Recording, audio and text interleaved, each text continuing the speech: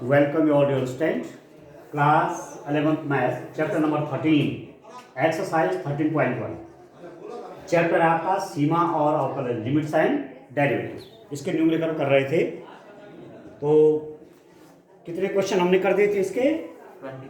29 हो गए थे। तो आज 30, 31, 32 ये तीनों क्वेश्चन करेंगे। क्वेश्चन नंबर 30 देखो।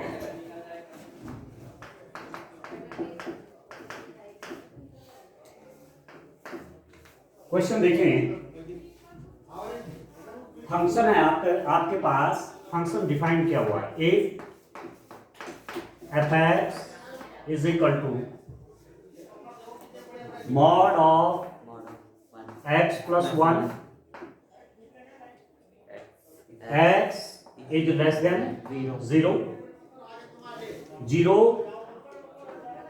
X is equal to 0 mod of x minus 1 x is greater than 0 और आपने फाइंड आउट क्या करना है, a के किन मानों के लिए limit x tends to a f x का अस्तित्व है। Limit x tends to a f x निकालना है और ये देखना है कि a की वैल्यूज क्या क्या हैं जिसके लिए लिमिट निकले। ठीक है ना, a के किन मानों के लिए limit x tends to a f x का अस्तित्व है। ठीक हो गया। अब यहां पर आप देख रहे हैं फंक्शन जो डिफाइंड है x इज इक्वल टू 0 के लिए भी डिफाइंड है। एफ एक्स की value x is equal to 0 पे कितने 0 है। ठीक, x इज लेस देन 0 के लिए क्या है, ये है। ठीक है, और x इज ग्रेटर देन 0 के लिए ये है। इसका मतलब इस एफ एक्स की लिमिट को हम x इज इक्वल टू 0 पे डिस्कस कर सकते हैं। क्यों x इज इक्वल टू 0 पे डिस्कस कर सकते हैं?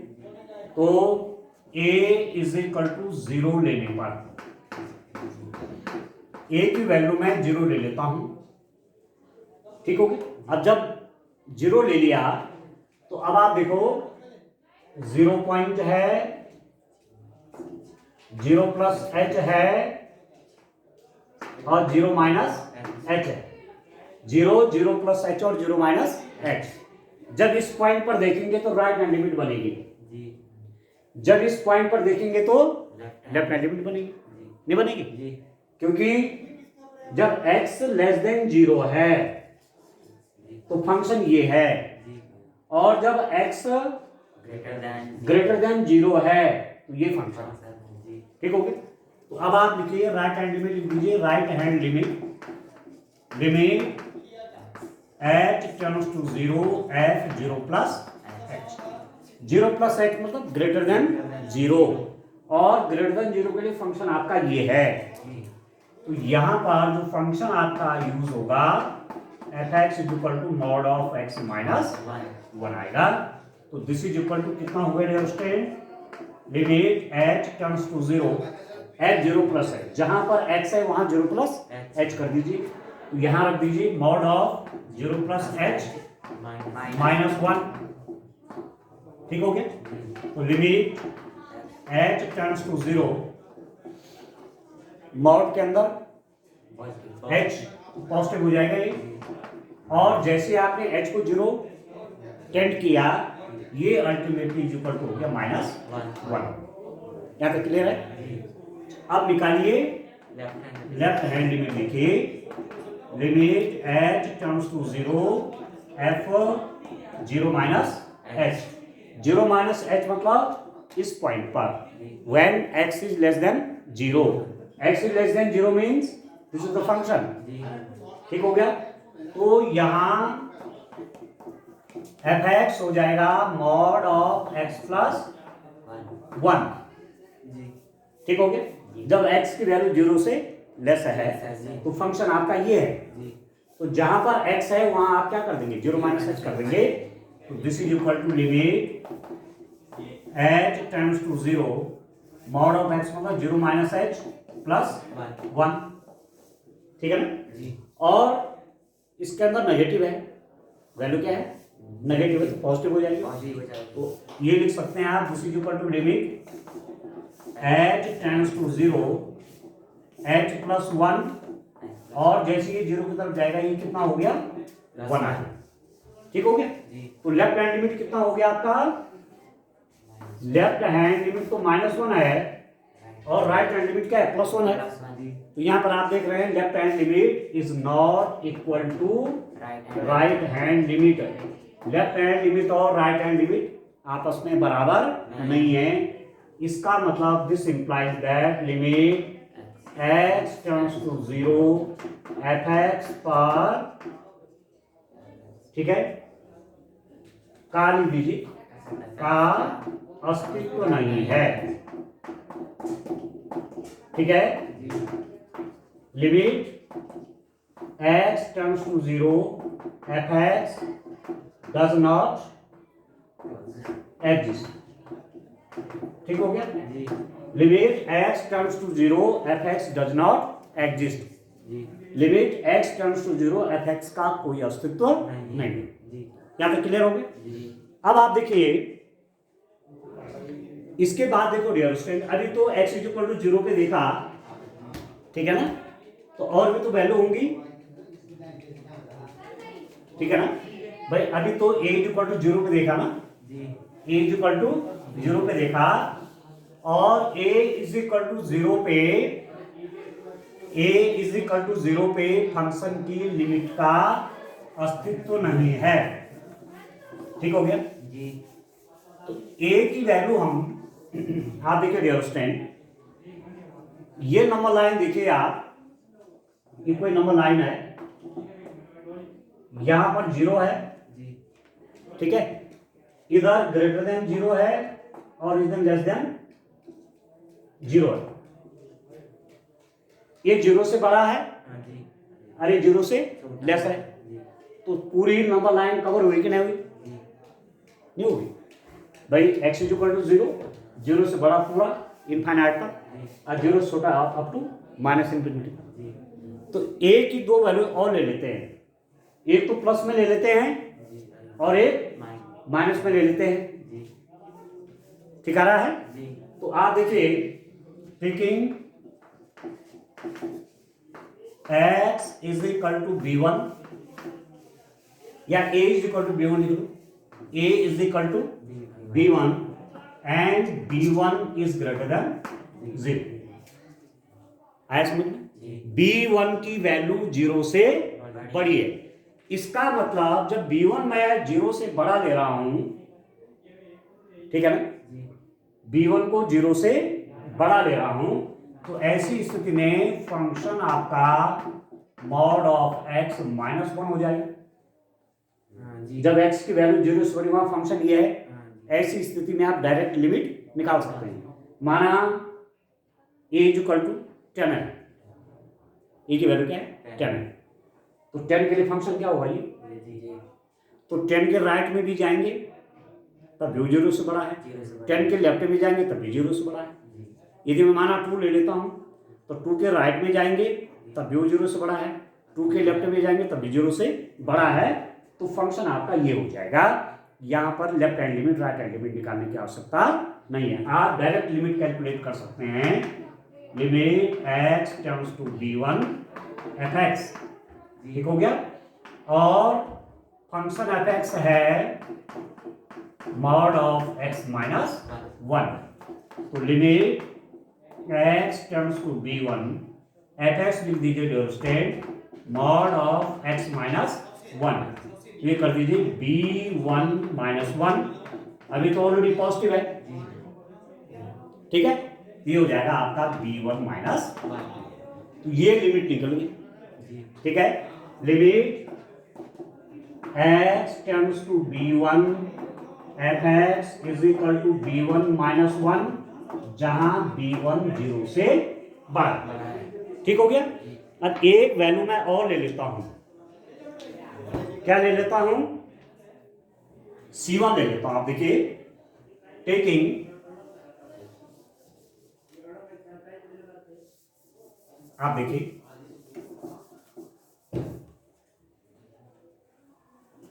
Taking x is equal to c1, C1 ले लेता हूँ, और C1 क्या ले रहा हूँ, लेस देन 0, मतलब C1 नेगेटिव है, 0 से लेस मतलब नेगेटिव में जाएगा। ठीक हो गया। तो फंक्शन क्या हो जाएगा फिर, लेस देन 0 के लिए फंक्शन क्या है, ये है मॉड ऑफ x प्लस 1, ठीक है ना, mod of x plus 1 function है। कब, जब x नेगेटिव है उसके लिए फंक्शन आपका ये, ठीक है। अब मैं x इक्वल टू -2 लूंगा तब भी फंक्शन यही होगा, x इक्वल टू -4 लूंगा तब भी फंक्शन यही है। माना मैंने x इक्वल टू -4 लिया तो -4 प्लस h करो चाहे -4 माइनस h करो, उसने 0 से लेस होगा। इसका मतलब यहाँ पर भी left hand limit right hand limit निकालने की आवश्यकता नहीं है, आप डायरेक्ट इसकी लिमिट कैलकुलेट कर सकते हैं। ठीक हो गया। तो अब क्या करेंगे, limit x tends to C1 fx, और fx आपका है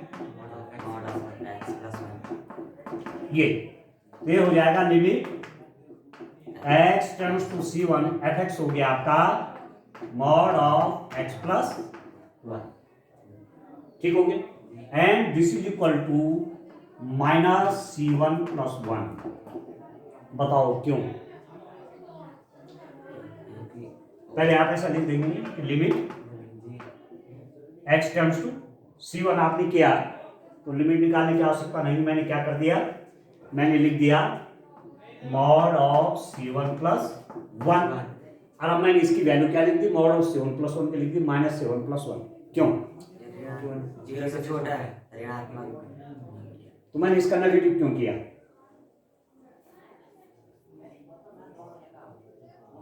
क्यों, माना ये -4 था तो मैंने इसका माइनस कर दिया, फिर -4 का क्यों किया ऐसा, आप ध्यान रखो। माना ऐसा है ना, -5 है कहीं पर, आप लिखते ही +5 हो गया, +5 कहां से हुआ, ये नेगेटिव लगाना पड़ेगा बाहर इसके, तब जाके बनेगा प्लस, नहीं समझ रहे। मॉड के अंदर यदि -5 है इसको प्लस बनना है, प्लस कैसे बनेगा, जब एक नेगेटिव और लगाओगे बाहर से तब जाके बनेगा प्लस। ठीक है, इट मीन्स किसी नेगेटिव नंबर को आप पॉजिटिव बनाना चाहते हो तो उस पर एक नेगेटिव और लगाइए। तो C1 क्या है, नेगेटिव है ना, हमने उसका ले लिया मॉड, आपको क्या बनाना है वो पॉजिटिव, तो पॉजिटिव कैसे बनेगा, मैंने बाहर से उसमें माइनस इंट्रोड्यूस कर दिया। C1 नेगेटिव है, बाहर से नेगेटिव है तो पॉजिटिव बन गया। ठीक है, तो आपके पास लिमिट यहाँ पर आ गई, limit x tends to C1 fx is equal to -C1 plus 1। ठीक है, जहां C1 क्या है, 0 से लेस है। अब आप देख रहे हैं मैंने कही नंबर लाइन है, जब ग्रेटर देन 0 लूंगा, x की वैल्यू 0 से बड़ी है तब फंक्शन की लिमिट आ रही है, फंक्शन की लिमिटिंग वैल्यू है। जब मैंने x की वैल्यू 0 से लेस ली, 0 से छोटी ले ली, तब भी फंक्शन की लिमिट आ रही है। इसका मतलब इस फंक्शन fx की लिमिट का एग्जिस्टेंस है। a के किन किन वैल्यू के लिए फंक्शन की लिमिट आ रही है, सभी वैल्यू के लिए आ रही है, केवल किस पॉइंट पर नहीं आ रही है, 0 पे नहीं आ रही है। तो 0 को छोड़ करके, a की वैल्यू 0 को छोड़ करके किसी भी वैल्यू पर ये लिमिट का अस्तित्व है, लिमिट निकलेगी। केवल a की वैल्यू क्या नहीं होनी चाहिए, 0 नहीं।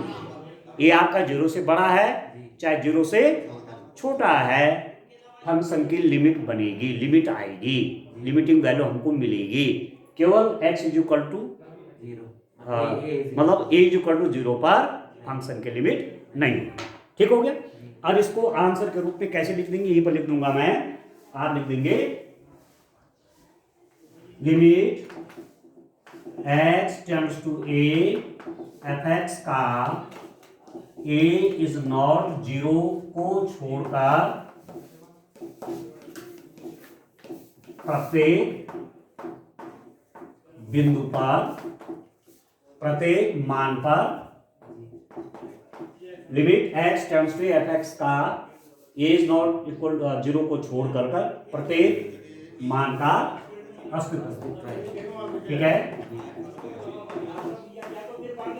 Limit x tends to a fx exist, ठीक है, except a is not equal to 0। a is not equal to 0 पे लिमिट का एग्जिस्टेंस नहीं है, बाकी सभी वैल्यूज के लिए है। ठीक है, ठीक है, क्या लिख रहे हैं आंसर में? सभी a does not equal to 0 के लिए लिमिट हाँ, fx का अस्तित्व है। a की प्रत्येक वैल्यू के लिए ये भी लिख सकते हैं आप, a इज इक्वल टू 0 को छोड़ करके a के प्रत्येक मान के लिए limit x tends to fx का अस्तित्व। बस अब समझ में आ गया जी। तो चलिए अब 31 क्वेश्चन नंबर करते हैं। इसका 31 क्या है, पढ़िए जरा। यदि फलन fx limit x tends to 1 fx minus 2 divided by x square minus 1 is equal to pi को संतुष्ट करता है तो limit x tends to 1 fx का मान प्राप्त कीजिए। यहाँ पर मैंने जो क्वेश्चन मैंने सॉल्व किया ना जी, मैंने इसमें नंबर लाइन क्यों ली? नंबर लाइन क्यों ली? जो मैंने क्वेश्चन सॉल्व किया ना जी, मैंने उसमें नंबर लाइन बनाई नहीं बनाई? जी। क्यों बनाई? क्योंकि वो रियल लाइन है। रियल लाइन मीन्स सारी वैल्यूज, ये समझ रहे हैं? जी, जी, चाहे वो आपकी रेशनल है चाहे इरेशनल है, जी, वही संख्या रेखा है ना। जी, और मैं कह रहा हूँ रियल लाइन है, ये वास्तविक संख्या है, कोई भी वैल्यू। जी, अब fx है, fx परिभाषित है, हाँ जी, ठीक है, fx की लिमिट निकालनी है, कहाँ निकलेगी? मैंने पूरे रियल नंबर का सेट लिया, 0 ग्रेटर देन 0 और लेस देन 0, 0 ठीक है। ऐसे आएगा सर, ऐसे आएगा 5 -5 ऐसे ही आएगा, लेस देन 0, जी, ठीक है ना। जी, 0 is less than, 0 is less then होगा नहीं, 0 इधर है। हाँ 0 यहाँ, जी, यहाँ पर कोई वैल्यू आएगी ना, हाँ, ये हाँ, पूरी रेड लाइन कवर होगी, जी। ठीक है।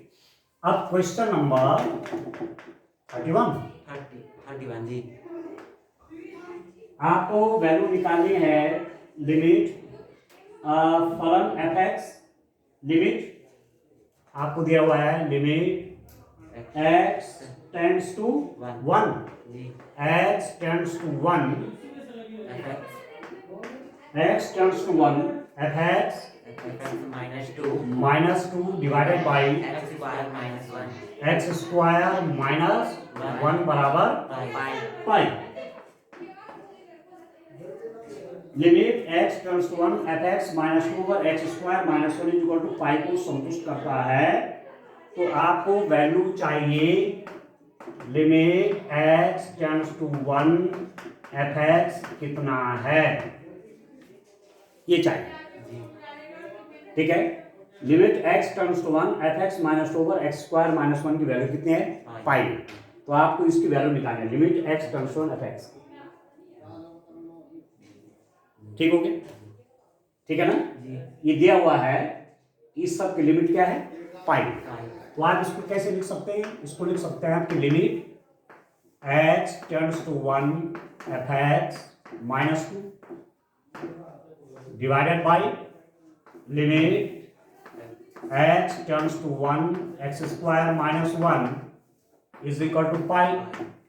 This implies that limit x tends to 1 fx minus 2 is equal to limit x tends to 1 x square minus 1 into pi, ठीक हो गया।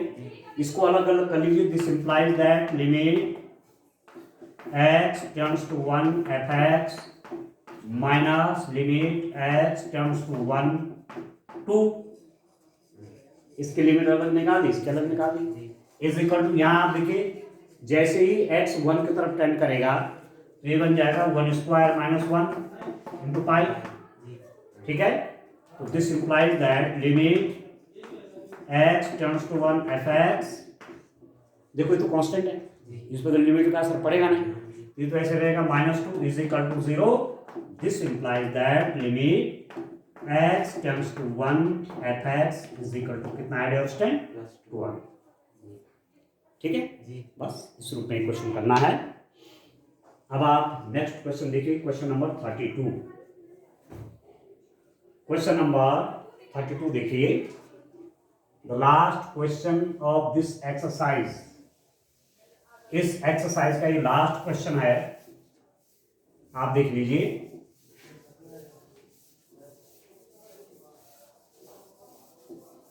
देखिए बच्चों,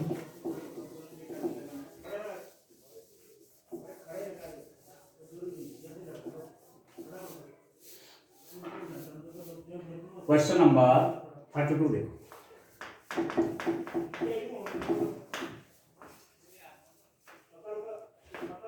क्वेश्चन नंबर 32 देखो, m किन पूर्णांकों m और n के लिए limit h tends to 0 fx, limit h tends to 0 fx और limit x tends to 1 fx का अस्तित्व है यदि फंक्शन fx डिफाइंड किस रूप में है, fx आपका डिफाइंड है mx square plus n, mx square plus n, nx plus n, nx cube plus n। Condition दी हुई है x इज लेस देन 0, ठीक हो गया, 0 is less than x is less than equal to 1, और ये है x इज ग्रेटर देन 1। समझ में जी, ये फंक्शन इस रूप में डिफाइंड है और आपको बताया गया है कि लिमिट आपको दिया गया है, it is given that limit x tends to 0 fx, ये इसका अस्तित्व है, ये एग्जिस्ट करता है। Limit x tends to 1 fx भी एग्जिस्ट करता है, ठीक है। Limit x tends to 0 fx exist, ठीक है। Limit x tends to 1 fx का अस्तित्व है। इसका मतलब यदि आप x इक्वल टू 0 पे देखते हैं लिमिट, तो x इक्वल टू 0 के लिए देखिए आप, जब x की वैल्यू 0 से लेस है तो फंक्शन आपका ये है, जब x की वैल्यू 0 या 0 से बड़ी है, यहां पर देखो x क्या है 0 से बड़ा है, 0 से 1 तक ये है ना फंक्शन, x इक्वल टू 0 पे भी फंक्शन ये है। इसका मतलब क्या हुआ, पहले इसको समझो, 0 is less than x is less then 1 का मतलब हुआ x इक्वल टू 0 भी है, x इक्वल टू 1 भी है, और x का मान 0 और 1 के बीच में है, ये मतलब है इसका, ये समझे। 0 is less than equal to x is less than equal to 1 का क्या मतलब है, इज इक्वल टू भी है ना, तो x की वैल्यू 0 भी है, x की वैल्यू 1 भी है, और x की वैल्यू 0 और 1 के बीच में भी, जैसे 1/2 हो सकता है, 1/3 हो सकता है, ठीक हो गया। तो इसका मतलब क्या हुआ, x की वैल्यू 0 से ग्रेटर है और 1 से लेस है, ठीक हो गया। तो जब आप x की वैल्यू 0 से लेस करेंगे तो फंक्शन ये है, जब x की वैल्यू आप ग्रेटर देन 0 करेंगे तो फंक्शन ये है, ठीक हो गया। इसका मतलब फंक्शन चेंज हो रहा है। तो जब मैं फंक्शन की लिमिट x इक्वल टू 0 पर डिस्कस करूंगा, x इक्वल टू 0 पर डिस्कस करूंगा, तो राइट हैंड लिमिट यहां निकलेगी और लेफ्ट हैंड लिमिट यहां निकलेगी। यहां पर राइट हैंड लिमिट निकलेगी और यहां पर लेफ्ट हैंड लिमिट निकलेगी, और राइट हैंड लिमिट और लेफ्ट हैंड लिमिट निकालनी अनिवार्य हो जाएंगी क्योंकि फंक्शन अलग अलग है। लेफ्ट हैंड लिमिट के लिए ये फंक्शन है और राइट हैंड लिमिट के लिए, ठीक हो गया। क्यों, x की वैल्यू जब 0 से लेस है तो तब फंक्शन ये है, और 0 से ग्रेटर है x की वैल्यू तो फंक्शन आपका ये। तो अब आप निकाल लीजिए लेफ्ट हैंड लिमिट, लिख लीजिए limit h tends to 0 f 0 minus h, limit h turns to 0 f0 minus h, ये कितना हो जाएगा, limit h turns to 0 f0 minus h means 0 minus h means 0 से छोटा, उसके लिए फंक्शन क्या है, fx is equal to mx square plus n, 0 minus h मतलब something less than 0, and for x less than 0 तो फंक्शन इज दिस, ये। तो यहां जहां x है वहां आप 0 माइनस h कर देंगे, तो ये आपका बन गया m 0 माइनस h का स्क्वायर प्लस n, तो limit h turns to 0 minus h का स्क्वायर प्लस h स्क्वायर, तो m h square plus n, ये बन गया dear student n1। Left hand limit की वैल्यू कितनी होगी, n, जैसे h 0 की तरफ टर्न करेगी तो 0 हो जाएगा पूरा, n आ गई, ठीक होगी। अब निकालेंगे क्या, राइट हैंड लिमिट निकालिए, राइट हैंड लिमिट निकालिए, limit h turns to 0 f0 plus h, 0 plus h mean something which is greater than 0, जो कि 0 से बड़ा है, 0 से बड़ा कौन है, ये है ना। इसके लिए फंक्शन कहां पर है, फंक्शन की वैल्यू क्या है, n x प्लस n, ये तो है, यहां x की वैल्यू 0 से ग्रेटर है, ठीक है ना, तो फंक्शन आपका ये हो जाएगा। तो जहां पर x है, x की जगह पे क्या रख देंगे, 0 प्लस h, तो limit h tends to 0, 0 plus h का मतलब हुआ n, 0 plus h plus m, तो जैसे ही h 0 की तरफ टर्न करेगा ये तो 0 बन जाएगा, अरे क्या बच जाएगा, m, यहां तक ठीक है। अब आप देखो, आपके पास दिया क्या है, आपके पास दे रखा है कि limit x tends to 0 fx exist, दे रखा है ना, limit x tends to 0 fx exist, since limit x tends to 1 fx का अस्तित्व है, limit x tends to 1 exist कर रही है, इसका मतलब left hand limit is equal to right hand limit, आपस में बराबर होंगे तभी तो लिमिट आएगी, और लेफ्ट हैंड लिमिट कितना है बच्चों, n, तो n is equal to m, जहां पर m और n की वैल्यूज बराबर होंगी उनके लिए limit x tends to 0 fx का एग्जिस्टेंस, ठीक है। m और n के लिए, किन पूर्णांकों के लिए, तो एक तो m बराबर n के लिए, ठीक है, जहां पर m और n की वैल्यू क्या हो जाएंगी, बराबर, ठीक है, m और n दोनों इंटीजर क्या हो जाएंगे, सेम हो जाएंगे, वहां पर इसका एग्जिस्टेंस है, ठीक हो गया। अब आप देखिए, अभी हमने केवल एक के लिए डिस्कस किया, आप किसके लिए डिस्कस करेंगे, लिमिट x टेंड्स टू 1 के लिए देखेंगे, ठीक है।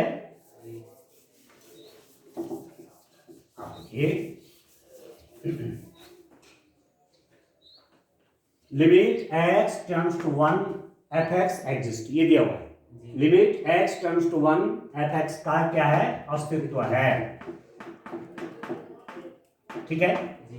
अब x इज इक्वल टू 1 के लिए देखिए, x इज इक्वल टू 1 के केस में देखिए, x इज इक्वल टू 1 के केस में क्या है dear student, x is equal to 1 के लिए फंक्शन यही है, कौन सा, ये वाला है ना, ठीक है, x इज इक्वल टू 1 के लिए यही फंक्शन है कि नहीं, ये तो है ना, क्यों, अच्छा ये है एक्चुअली उसके लिए, ये तो इसके लिए है, ये इसके लिए, ये है एक्चुअली, इसको देखो, जब x की वैल्यू 1 है तो फंक्शन ये है, या x की वैल्यू 1 से लेस है तो फंक्शन ये है, और जब x की वैल्यू 1 से ग्रेटर है तो फंक्शन ये है, ये समझे, x की वैल्यू जब 1 से बड़ी है तो फंक्शन ये है, x की वैल्यू जब 1 है या 1 से लेस है तो फंक्शन ये है, इसका मतलब लेफ्ट हैंड लिमिट और राइट हैंड लिमिट निकालने की आवश्यकता पड़ेगी, क्योंकि मैं आपसे कह रहा हूं कि 1 प्लस एच और 1 माइनस एच, यहाँ राइट हैंड लिमिट, यहाँ लेफ्ट हैंड लिमिट। ठीक हो गया।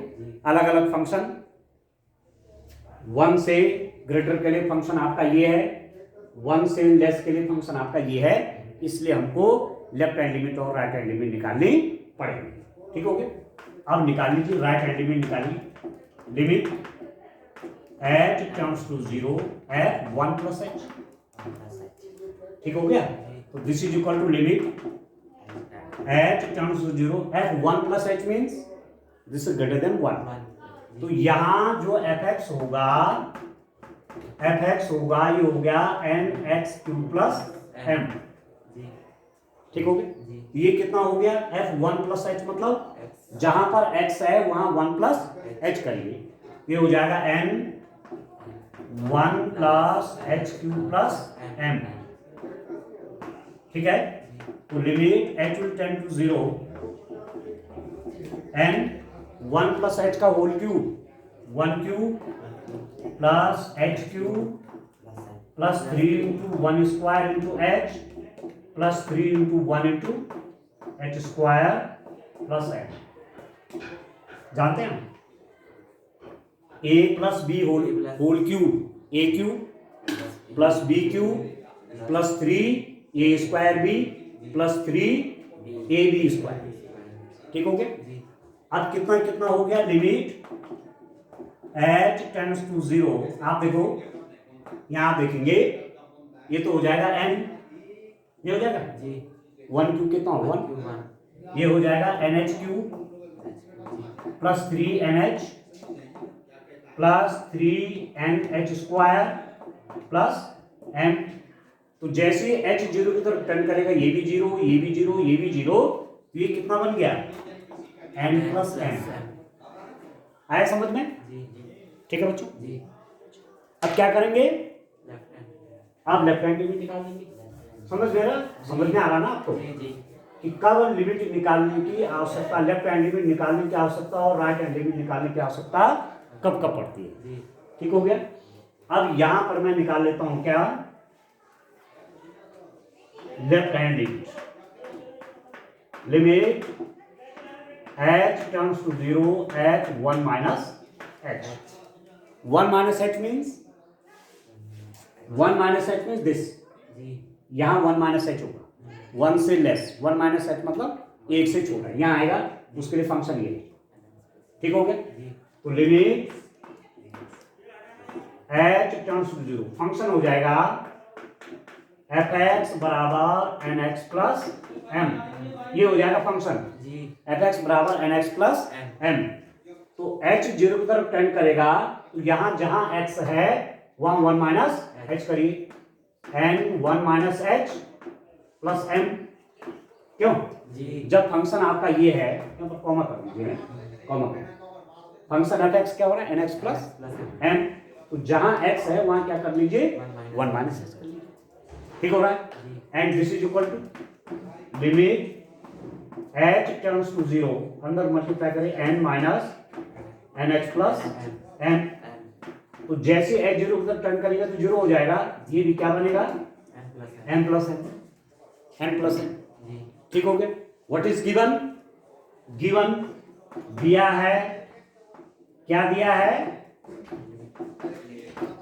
Dear student, limit x turns to 1 fx exist.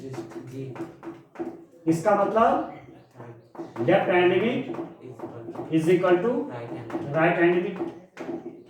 Limit x turns to 1 fx का अस्तित्व है, इसका मतलब लेफ्ट हैंड लिमिट और राइट हैंड लिमिट क्या हो जाएंगी, इक्वल हो जाएंगी।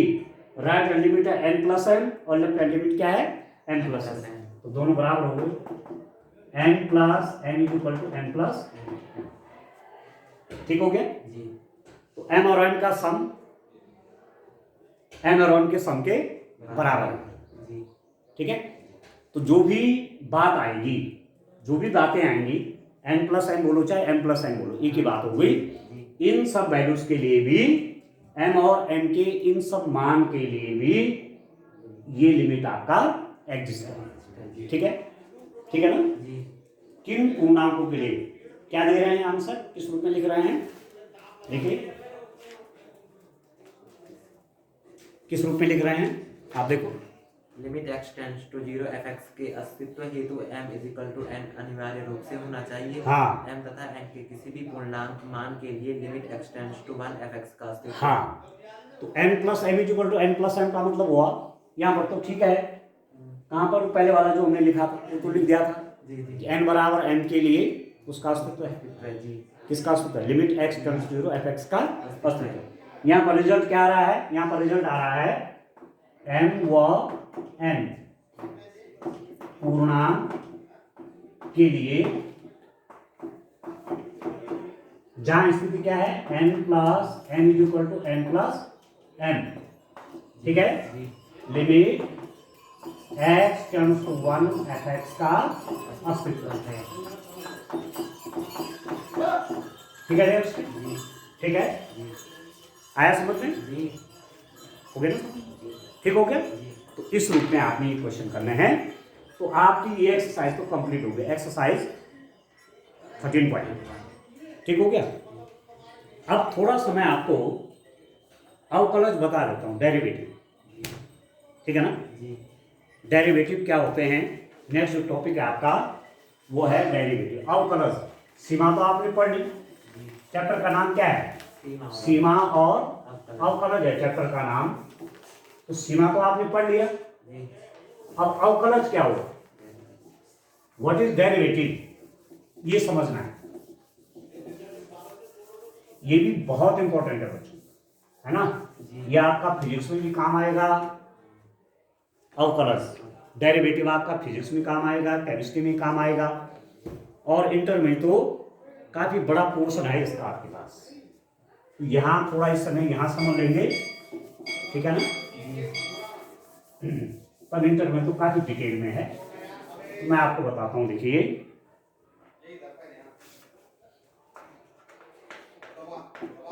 अवकलज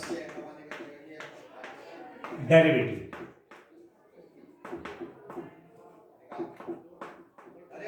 देखिए क्या होता है अवकलज, क्या होते हैं डेरिवेटिव। किसी टाइम पर यदि मैं लिख दूं y बराबर 2x, y बराबर क्या लिखा, 2x लिखा, x यदि 1 है तो y कितना हो गया, 2, x यदि 2 है तो y 4, x 3 है तो y 6, ठीक हो गया, 1 2 2 4 3 6। तो जैसे जैसे x में परिवर्तन हो रहा है वैसे वैसे y में भी चेंज हो रहा है, ठीक है। तो यदि x में बहुत स्लाइड चेंज हुआ डेल्टा x का, ये डेल्टा x क्या है, बहुत छोटा सा चेंज है, x में चेंज हुआ कितने का, डेल्टा x का, तो y में चेंज हो रहा है डेल्टा y का, y भी चेंज होगा ना, क्योंकि ये क्या है, इसको बोलते हैं इंडिपेंडेंट वेरिएबल, स्वतंत्र चर, इसको बोलते हैं डिपेंडेंट वेरिएबल, परतंत्र चर। ये आश्रित चर है, ये स्वतंत्र चर है, ये चेंज होगा तो ये भी चेंज होगा, ठीक हो गया। अब मैंने क्या निकाला, delta y by delta x, ठीक है, x में परिवर्तन के सापेक्ष y में परिवर्तन, इसका अनुपात किस रूप में, कि limit delta x tends to 0।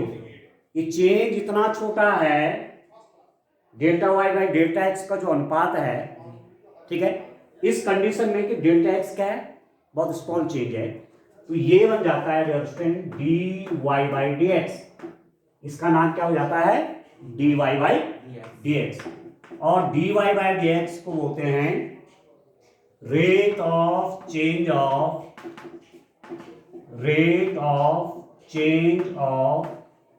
y with respect to x, ठीक है, x के सापेक्ष y में परिवर्तन की दर, ठीक है, x के सापेक्ष y में परिवर्तन की दर, rate of change of y with respect to x। अब आप देखो, जैसे पानी आता है सुबह नल पे, टैंक पे लगा रखा है, तो जैसे जैसे पानी उसमें गिर रहा है, टैंक में पानी की हाइट बढ़ रही है, ठीक हो गया। और जब आप पानी निकालना शुरू करते तो धीरे धीरे उसकी हाइट गिर रही है। समय के सापेक्ष, टाइम के रिस्पेक्ट में वाटर कॉलम की हाइट क्या हो रही है, बदल रही है, ठीक है। कोई एरोप्लेन है, ऊपर जा रहा है, तो जैसे जैसे टाइम बढ़ रहा है वो और ऊपर डिस्टेंस ले रहा है, तो हाइट बदल रही है टाइम के सापेक्ष।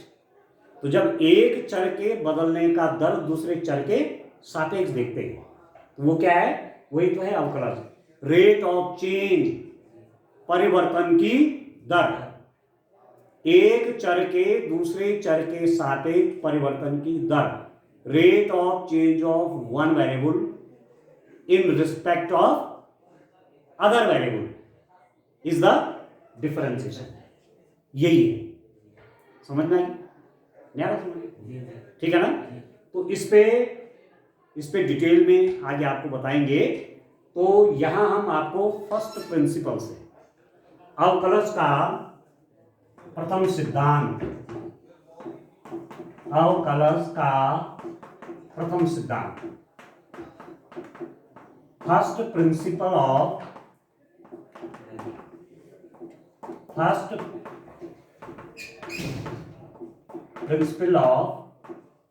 डिफरेंशिएशन, ठीक है, derivative, first principle of derivative, ठीक है जी। और इसको क्या लिख देंगे, उसको लिख देते हैं एफ डैश एक्स बराबर limit H tends to 0 F X plus H minus F X divided by H. ये है डिफरेंशिएशन। इसका मतलब हुआ कि डी बाई डी एक्स इसका एफ एक्स का, ये इसके लिए फॉर्मूला। तो इस फॉर्मूले को यूज करके, इस फॉर्मूले का प्रयोग करके हम आगे डेरिवेटिव निकालना बताएंगे, ठीक है। तो ये क्या है, अवकलज का प्रथम सिद्धांत है। मतलब जो सूत्र आपके बनेंगे वो इसी से बनते हैं, जो फॉर्मूला ड्राइव होते हैं वो इससे ही होते हैं, ठीक है। तो जब मैं नेक्स्ट लेक्चर लूंगा तो तभी इसके बारे में डिटेल में डिस्कस करेंगे, कुछ फॉर्मूले भी ड्राइव करेंगे, ठीक है। आज की इतना काफी है, थैंक यू।